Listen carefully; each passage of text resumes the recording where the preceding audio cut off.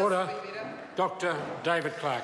I challenge that minister to double the quota. I was out on the parliamentary forecourts this afternoon where people made the point that that minister and his Prime Minister have not visited a refugee camp themselves. The last Labor government took refugees when there was a crisis. When I was a child growing up, there were Cambodian refugees taken in New Zealand. The people want to have these people in the country. The churches, the community groups pledge they will help. They're doing it in Dunedin. We can do it across New Zealand. New Zealanders are big enough people to do more than we are currently doing, and I think the minister knows that. I want to speak a little bit about the way the odds are stacked against Middle New Zealand under this government. Because we have a government sitting there opposite that has just put through a budget which has absolutely nothing in it to solve the housing crisis, an education budget that has frozen the operations grants for schools and is going to see parents fork out more in voluntary donations, and a health budget that does nothing to address the $1.7 billion of underfunding that that government has brought in over the last 6 years. They are busy working in the interests of the ultra-wealthy and not in the interests of most New Zealanders. And you can see it clearly every time an issue comes up. The Panama Papers, the Prime Minister's first response, that's going to be $24 million the industry misses out on. A short-term monetary response, not looking at New Zealand's international reputation and not showing any values that New Zealanders could identify with.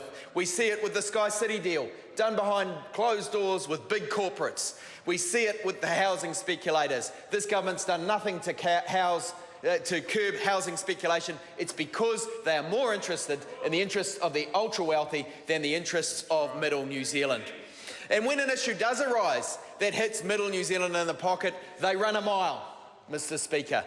And I am going to talk now about the great salary stuff-up, the issue of payroll in New Zealand, the great salary stuff-up.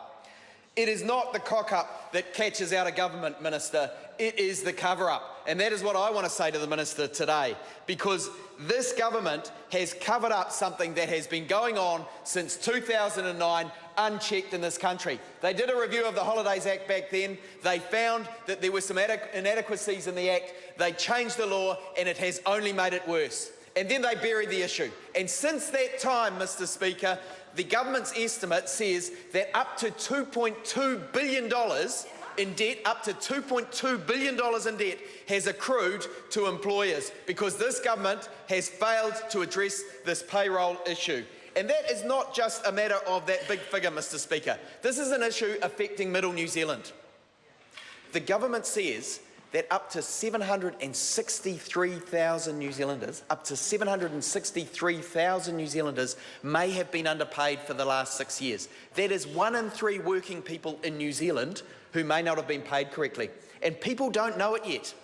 People don't know it because they themselves have not checked whether they have had the right paycheck. The minister's not making it easy for them.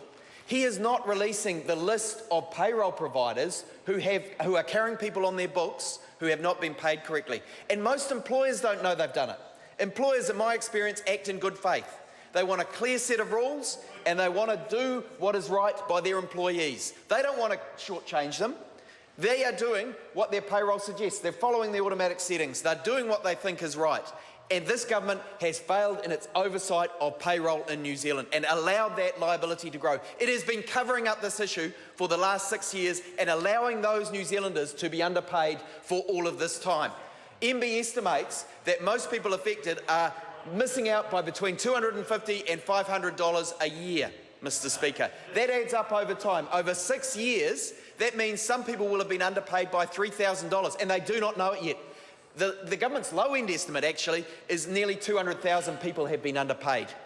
People out there watching this today will not yet know that they have been underpaid.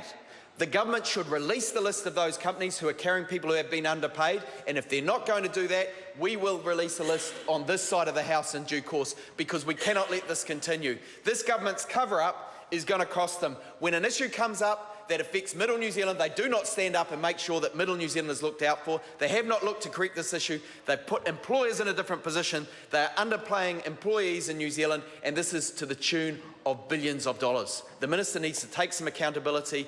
This issue is going to affect so many New Zealanders. Check your paychecks out there and watch this space, because there will be a lot more to come on this one. The Honourable